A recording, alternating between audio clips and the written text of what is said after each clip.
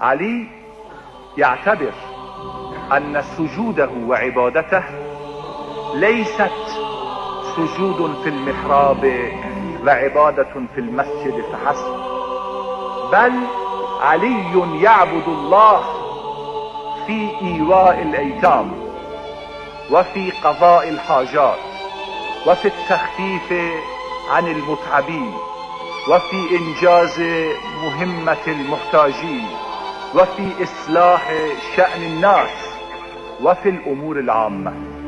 فهو كما يسجد في المحراب يسجد مع اليتيم ويسجد مع الفقير ويسجد مع المحتاج.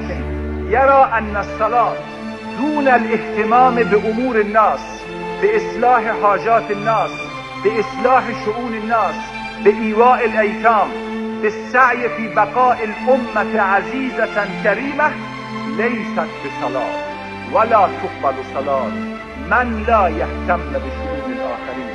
علي هذا من